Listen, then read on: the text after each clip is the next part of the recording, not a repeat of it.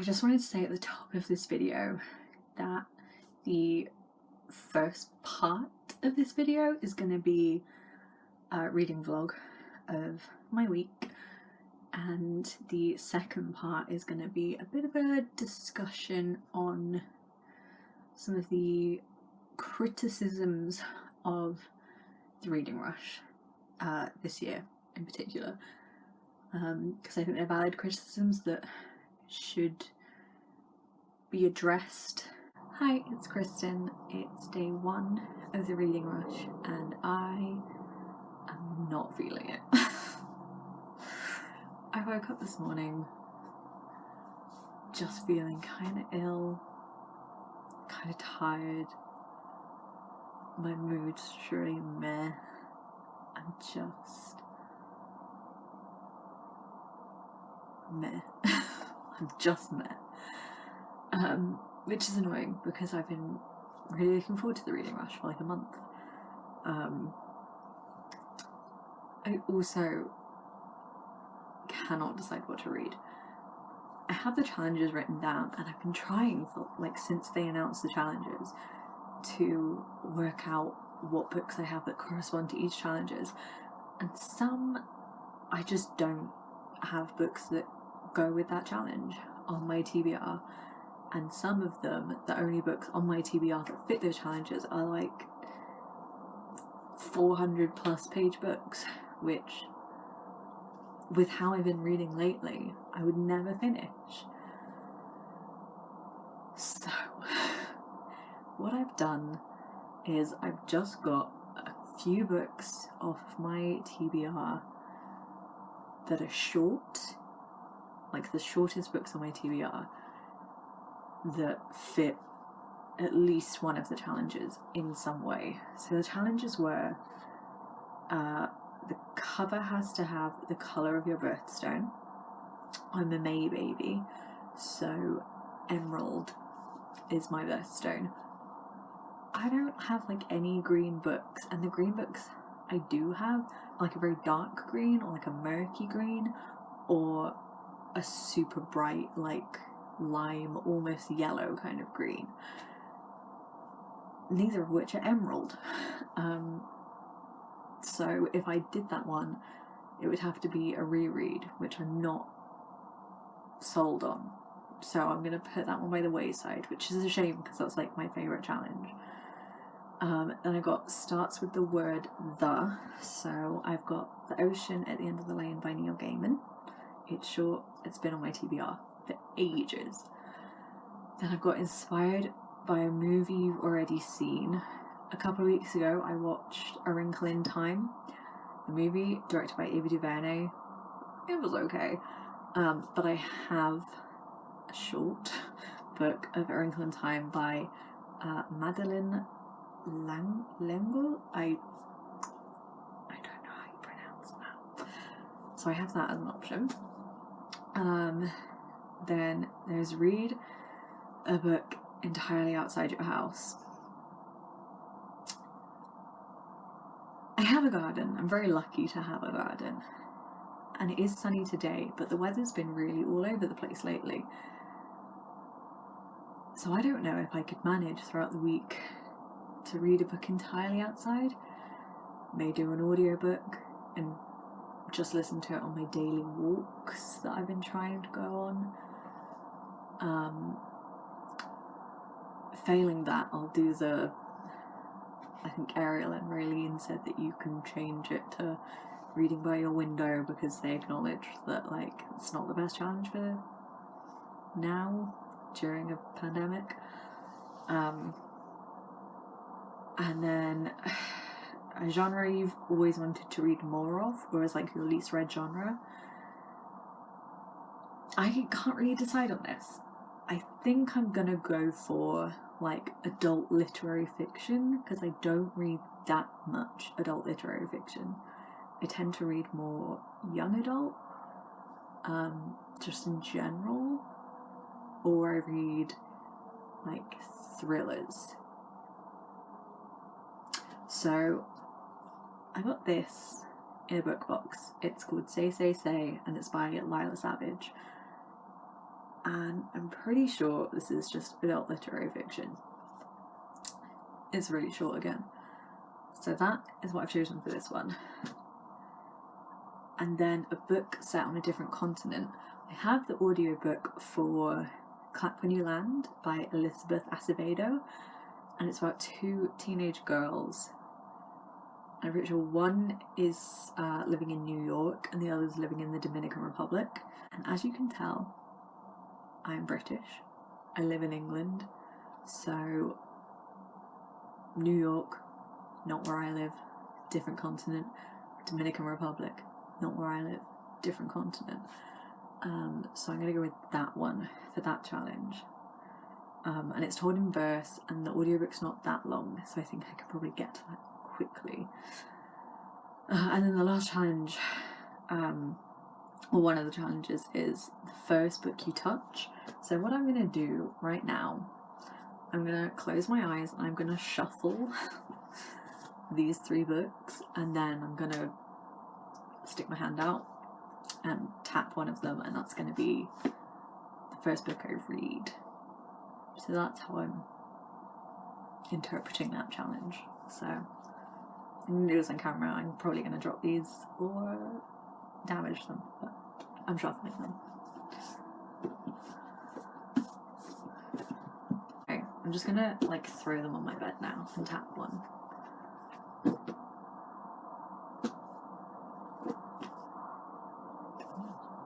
Cool. So I'm going to start by reading The Ocean at the End of the Lane by Neil Gaiman. This is my first book for the reading rush. Will I get to it today? Who knows? It's the morning of day 3 of the reading rush. I didn't film anything yesterday because I didn't read a lot, and I just wasn't feeling it. I didn't read anything of The Ocean at the End of the Lane because I didn't want to read anything physically. So I started an audiobook for Clap When You Land. So on the first day of the reading rush, I read like 2 chapters of The Ocean at the End of the Lane, which I'm doing for the challenge of "the" in the title. And then Clap When You Land is obviously set in North America, so I'm reading that for the different continent, as I am in Europe. So I listened to about, I think, 45 minutes of that. It's only like a 5.5-hour audiobook, and I listen on like 1.5 times speed most of the time, so I should be able to finish that today, hopefully. Yeah, that's where I'm at with reading. Hoping to finish Clap When You Land today, maybe pick up more of The Ocean at the End of the Lane. Those are my plans. I just finished listening to Clap When You Land by Elizabeth Acevedo, and I loved it. I gave it 4 stars. I don't think I explained the premise of the book, so it's told from 2 different perspectives. 2 young girls whose father dies in a plane crash, which was based on the second most deadliest plane crash in America that like no one talks about because it was, I think, soon after 9/11, and it was determined not to be a terrorist thing. It was just like a plane malfunction, and so it didn't get much media attention. So their dad dies in this plane crash. One of the girls lives in New York, the other one lives in the Dominican Republic, and they don't know about each other. They are unaware that their dad had this like split life.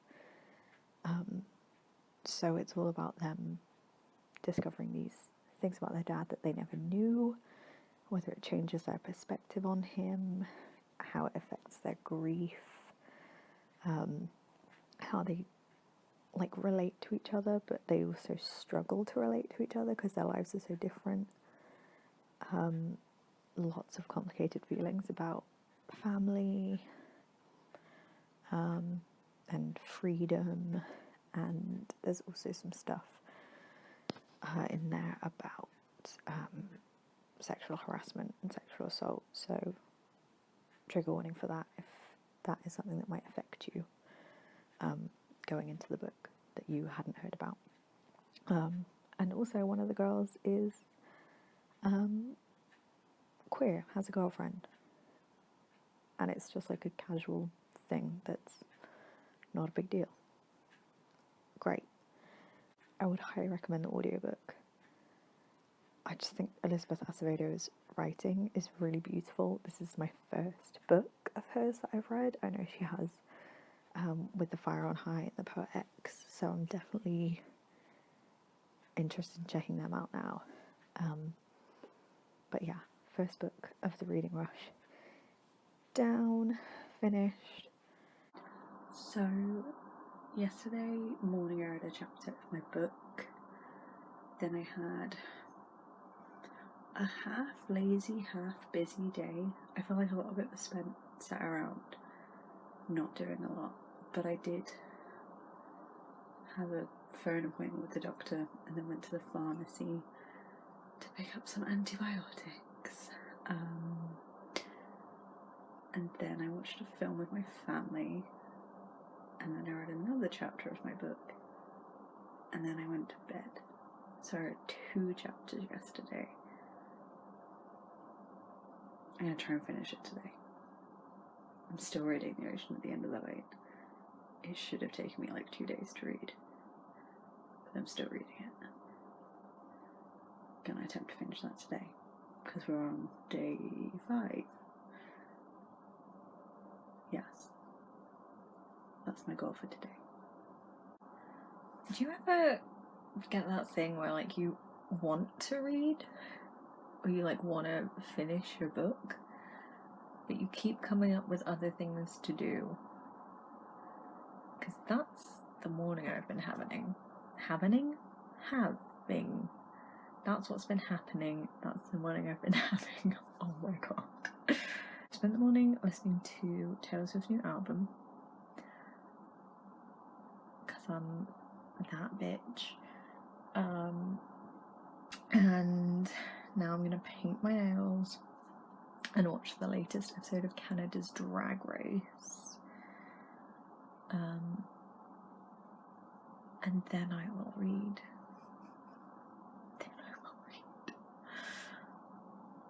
I don't know why I do this to myself. I want to read, but I also want to do like a bunch of other stuff.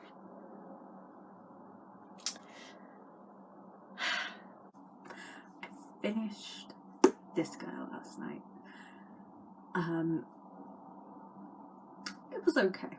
I feel like I haven't actually said what it's about. It's about a man who comes back to his like childhood village where he grew up when he was younger, and when he's there he visits like a neighbouring farm, which was at the end of the lane, that he lived at the top of the lane. And whilst he's there, he starts to remember some things that were like a bit weird, fantastical, magical, that he had blocked from his memory or forgotten about.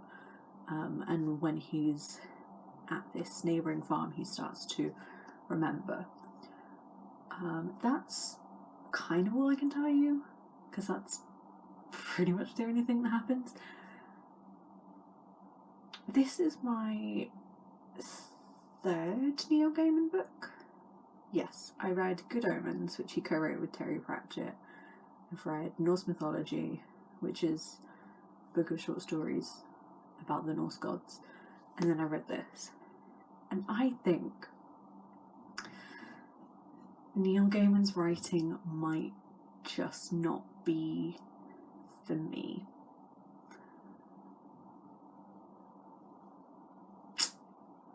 I don't know how else to say it. All his books are just like 3-star books for me, and not even like the kind of 3 stars where I'm like, it was really fun and enjoyable, but like nothing special, or it was really fun and enjoyable but the writing wasn't great, because I think his writing is good. Like a lot of sentences in here, I think on their own make like really beautiful quotes, but I find it difficult to attach to his characters. I think I didn't think the main character was very interesting. The main character, when he's looking back, remembering his childhood, is like a 7-year-old boy, and I don't know that he felt like a 7-year-old boy. It felt like a grown man writing what he thought a child would be like. And because he's a 7-year-old boy, a lot of what happens is very like, he's very passive in it. He just gets like swept up in this situation. And the surrounding characters of the people who live at the farm at the end of the lane, the Hempstock family, which is like a grandmother, a mother and a daughter, are all far more interesting than the main character. Yeah, I kind of wish we knew more about them. I think I would just enjoy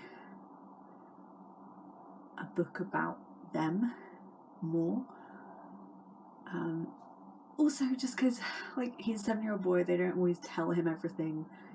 They don't, even when he asks them to, they don't explain what's going on in, like, detail, and it's all left quite open-ended and stuff, and I wasn't a huge fan of that. So I gave this 3 stars on Goodreads, but I think it's more of like a 2.5. So I may lower it to a 2-star on Goodreads, because like it earned the 2 stars, but it didn't quite earn 3 stars. It's a shame. This has been on my TBR for ages, and I initially picked it up because it was so hyped when I bought it years ago. I think it had only recently come out, which shows how long I've had this on my TBR. Yeah, I think it had been out for like maybe a year, but hype had built up and everyone was talking about it. So I'm kind of disappointed, but there we go. I finished this, and this was for the challenge of the in the title. So yeah, and this morning I started reading Say by Leela Savage. I'm literally like almost 30 pages in, but not much. I'm actually quite enjoying this so far. I did feel very hesitant when I picked it up last night and put it on my bedside table to read this morning, that a lot of the pages are just like completely just 4 pages of text, and that freaked me out a little bit. But the chapters are really short, which short chapters help so much with my reading. And the writing flows really well, and I'm already invested. Also, what I didn't know was that the main character in this is a queer woman. They haven't labelled her sexuality, but she like made out with a guy, and now she's dating a woman who has also previously dated women and men. I love a surprise queer character. Not that it's a surprise, it's just, yeah, when I read a book and I don't know that it's specifically got queer characters in it, I'm always like, that's nice. This is about a woman called Ella, who is like a care assistant, like a companion to elderly people, and so she gets a job with this man called Bryn, who's been caring for his wife Jill, for years, and Ella's just started working there. She's just met them for the first time, as far as I am into the book, and been employed by Bryn and his son to take care of Jill, and that's literally all that's happened. Yeah, so I'm gonna try and finish this today so that I can at least have read like 3 books for the reading rush, because I don't think I'm going to get to the other physical one. There's no way I can read 2 physical books in a day. It's not going to happen. But it would be nice if I could get this one done as well. And I'm very happy because it matches my nail varnish. We love to see it. So I have some other stuff I want to do today. I want to sort out some files on my laptop and tidy my room a bit. So I thought I'd find a short audiobook that I can listen to whilst I do that. I found one called Taking Up Space, which is, I think, described as like a manifesto for black girls.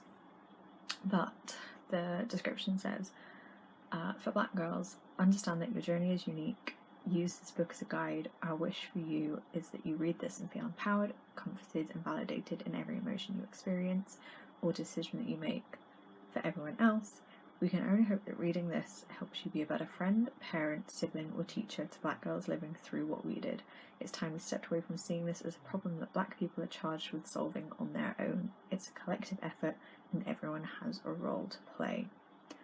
So I'm excited to get to this. The audiobook's, I think, like 5.5 hours long.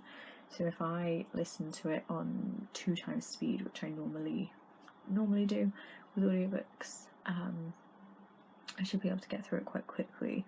It's got really good ratings on Goodreads. And yeah, I'm just interested to hear what the authors say. I think they also read the audiobook, so I always like when an audiobook's read by the people who wrote it, if it's a non-fiction.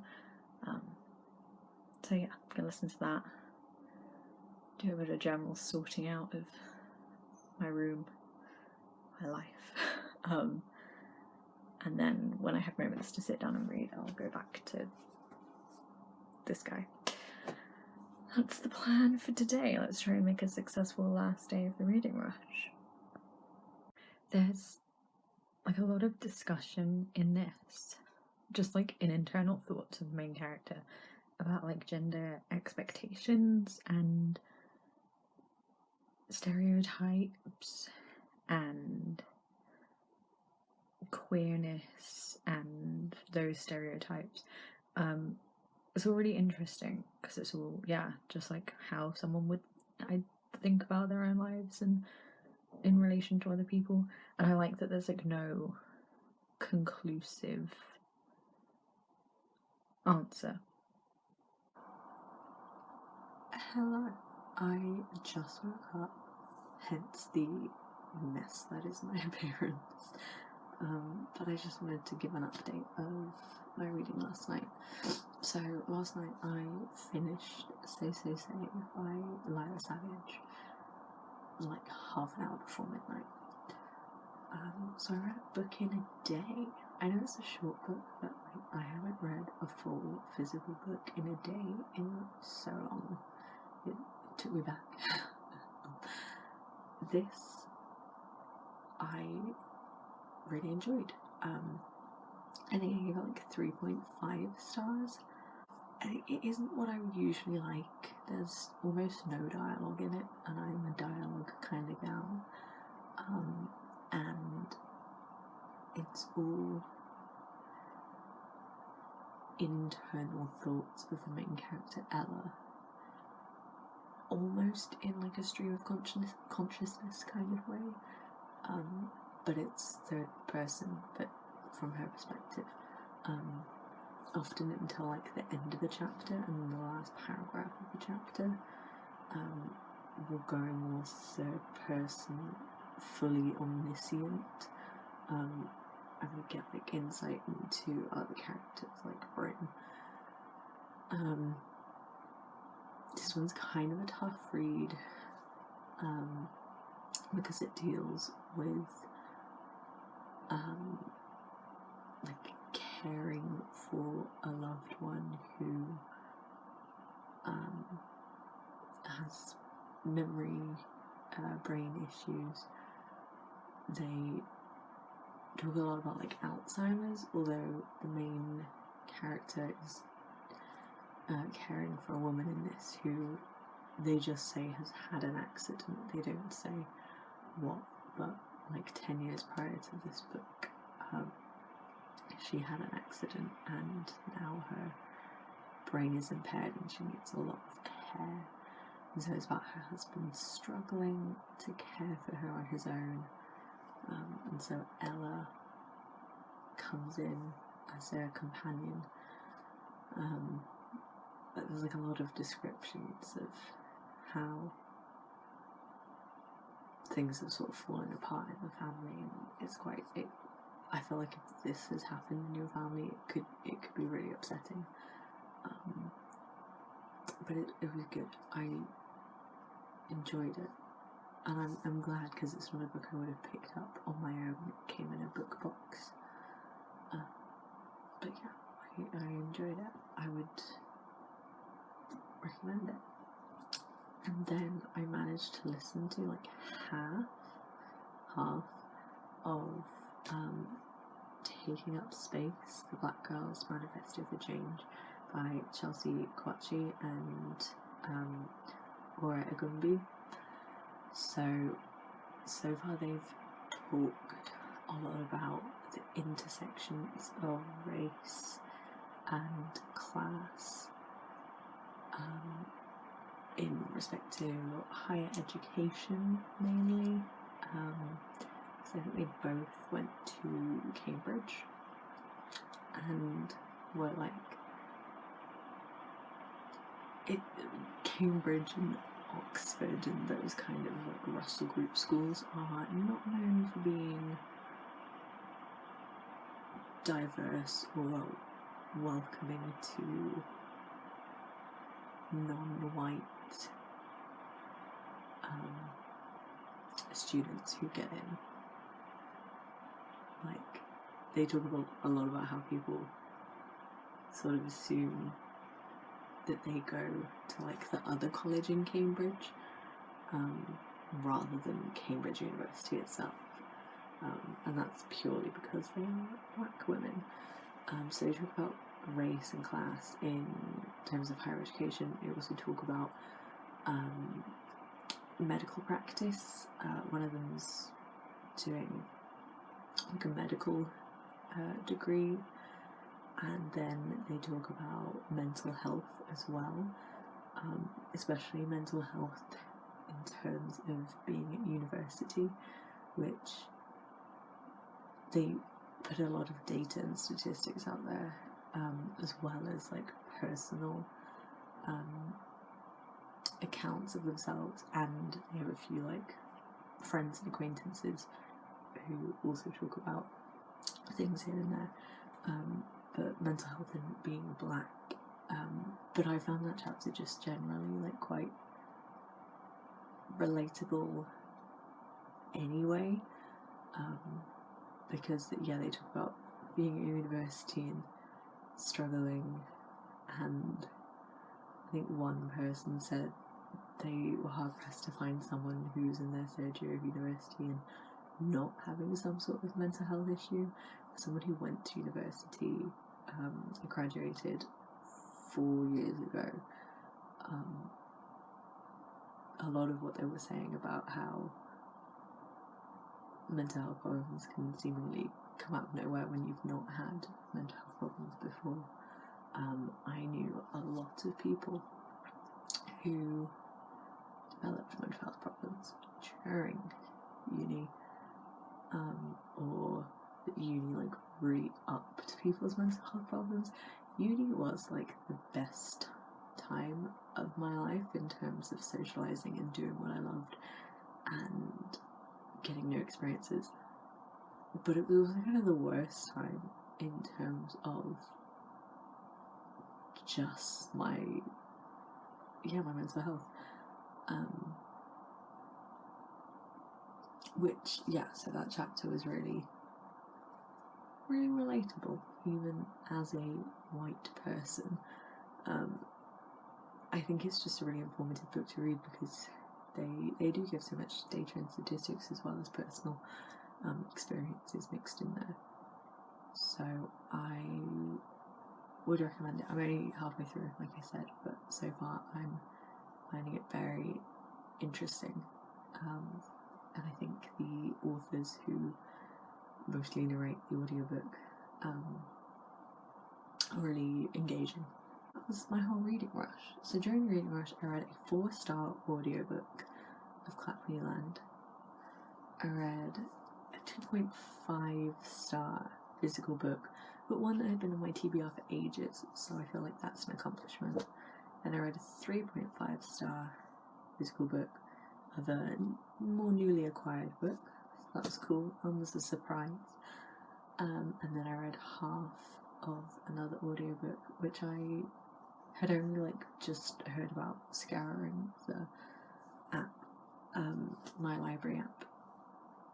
So I completed the title challenge, book in a genre that I'm not used to, which is literary fiction.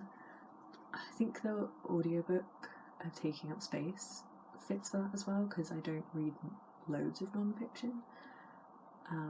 And then Clap When You Land was the set on a different continent challenge, because it's set in North America.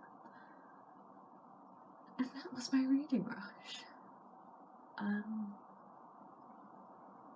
Yeah. I actually read a lot this week. I read 3.5 books. But I've had such a weird week, health-wise, that I also feel like I did nothing this week. So the final day of the reading rush,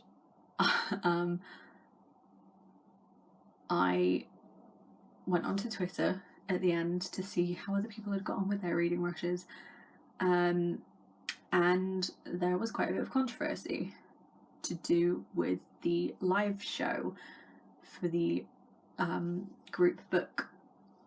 The group book was Such a Fun Age by Kylie Reid. I did not read it for the reading rush. I've previously read it months ago for my own in-person book club, and we all really enjoyed it, and we had a great discussion about the plots and themes and the characters and the intricacies and conflicts in the book. It's a great book. I highly recommend reading it.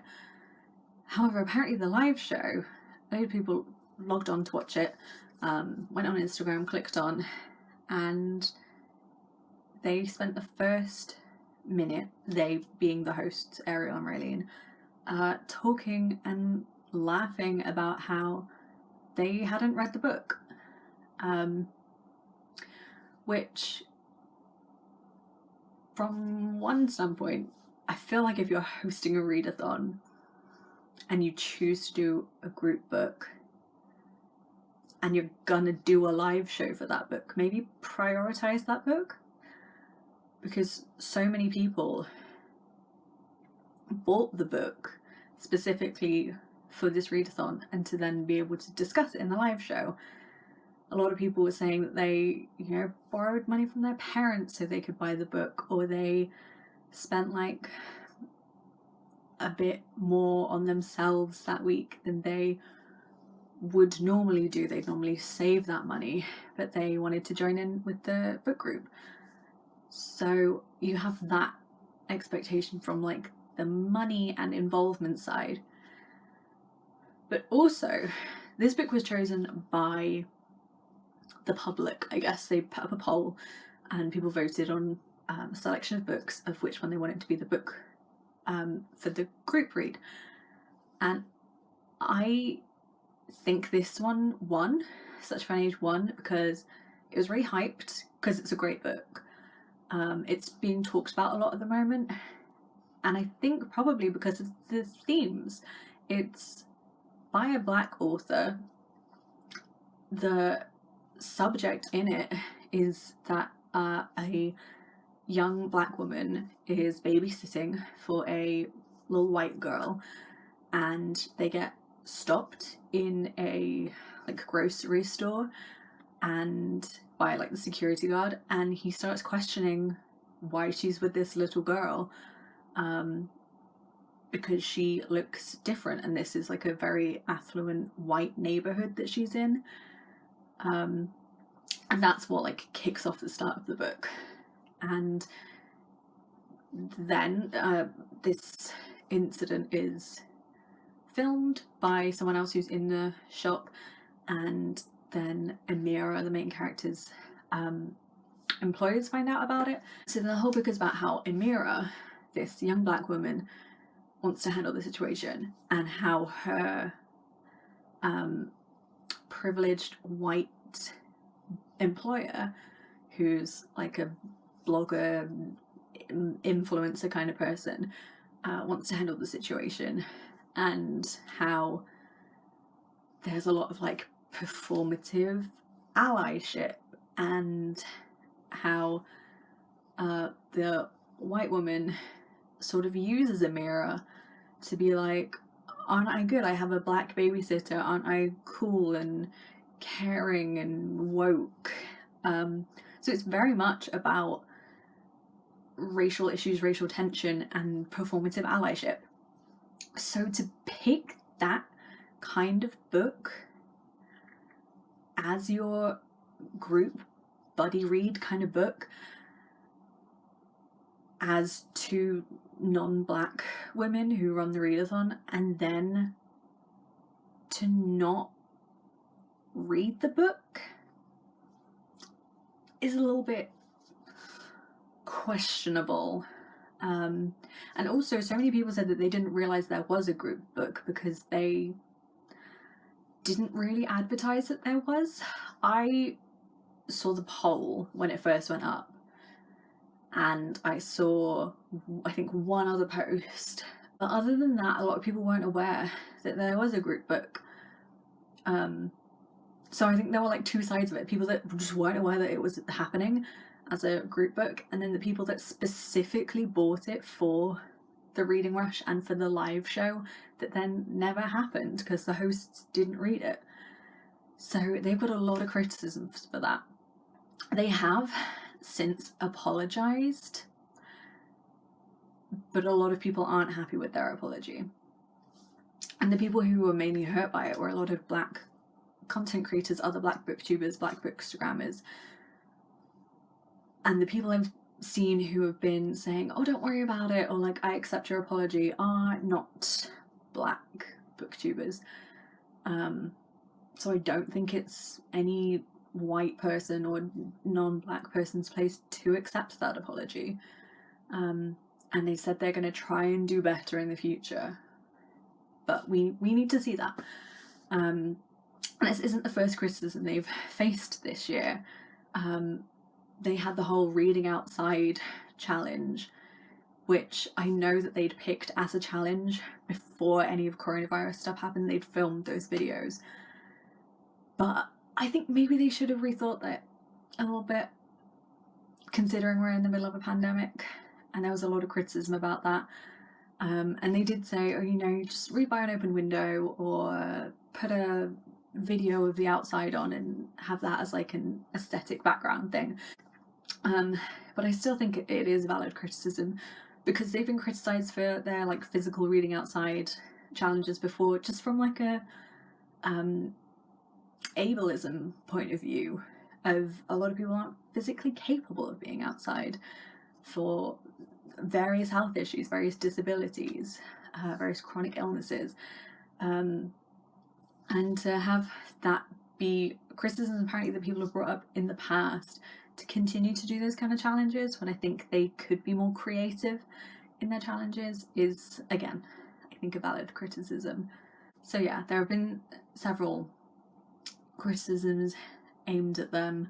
Another one was, I'm sure it was a scheduled tweet, but they announced the reading rush, or they announced the challenges or something. They put out some sort of announcement video on Juneteenth. They again apologised for that,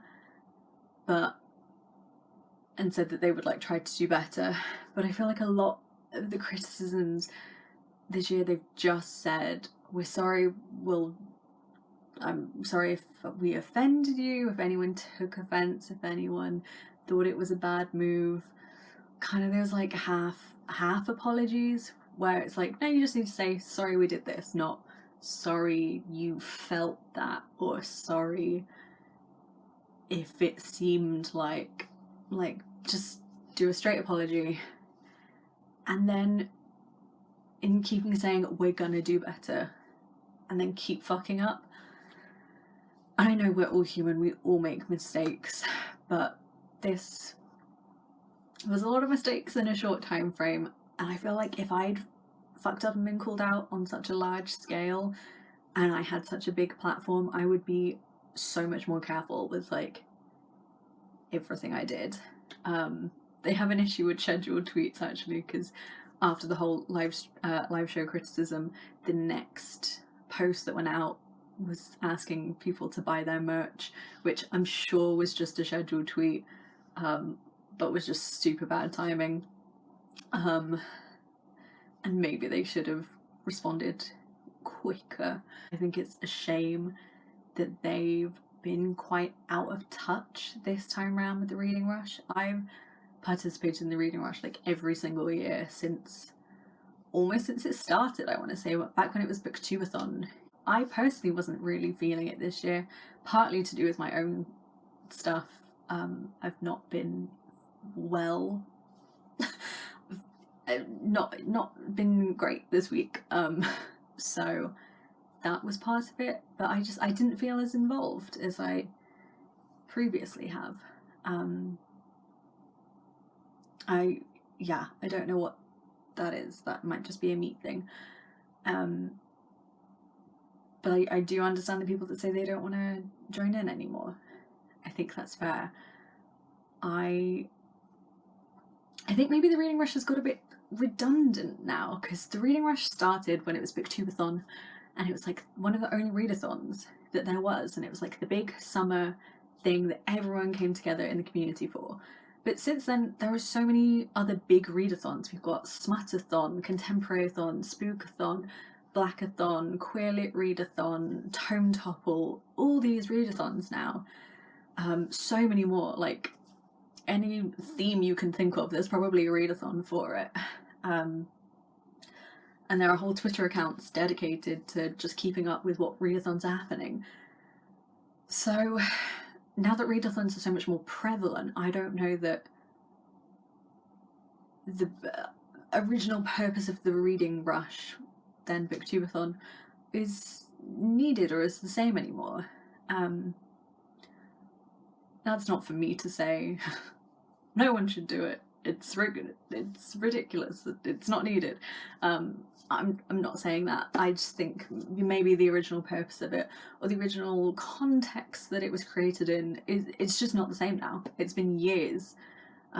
Things have changed. The community's really changed. Yeah, that's my view on it. They need to really think about the way that they've constructed the readathon and respond to criticism in a timely and genuine seeming manner. This isn't to slate them. I think they're both probably really lovely women. I enjoy their other content. But this year was a big misstep, I think. Very out of touch.